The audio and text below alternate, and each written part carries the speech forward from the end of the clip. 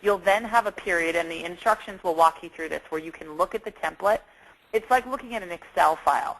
It will list every one of the files that you've chosen to export, and you'll have the ability to go in and make any edits.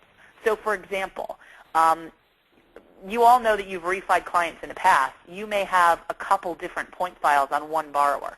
Make sure you delete out the old ones. You obviously only want to be tracking refis against the very last deal you closed with them. So go in and make sure you delete out any duplicates. Also make sure there aren't any blank fields. You know, sometimes you guys won't follow back in and put what your closing date or your funded date was. So make sure you get that in. Without a close date, our system cannot know when to track it. If you just have a funded date, I believe that works, but you've got to have one or the other. So make sure you've got accurate information. Again, at that point, if you know that some of the information has been updated, like if a FICO's gone up or gone down or certain things have changed, you can go ahead and change it all in there at once. It's a little bit easier than doing it once you've loaded it all in. Once you're done and you decide to import them all, they come in batches of 100. So let's say you have 150 closed loans in point that you want to import. You click import, it'll take the first 100, and the instructions explain this. It's basically just too much for the system to take more than 100 at a time.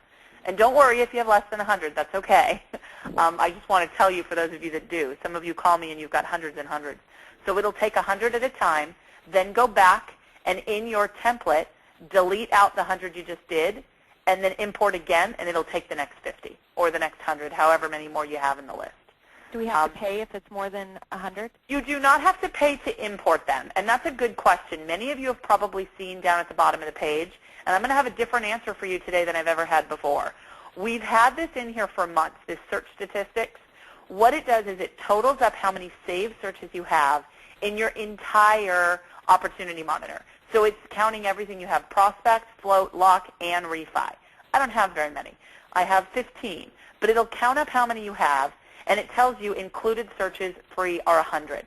We've yet to do this. We're about to. The reason we need to charge you anytime you go over 100, and many of you have noticed, the more searches you have on a page, or more saved searches you have on a page, the page slows down a little bit. And we're doing our best to actually speed that up. But in order for us to speed it up, we have to buy more servers. So there is a cost to us. So the way we found it made more sense is to actually charge you in an overage rather than increase your monthly payment. Because if you're not using it, you don't want to pay for it. Because every time you refresh this page, if you have 100 deals in here, it's repricing every 100 deals that's in here. So it takes time and energy, and the server needs to work. So that's why it slows down a little. So in order to offset those costs, we're going to start charging you for any search you have above 100.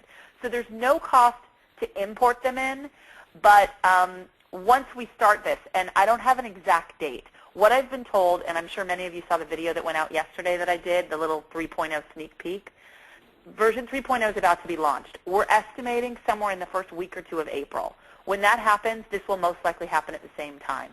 We will give you fair warning. There will be an email sent out. We'll explain how it works.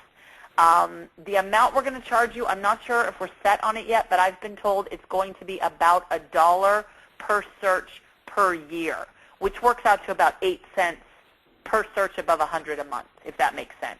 And we'll just go ahead and additionally, charge your credit card that you have with us.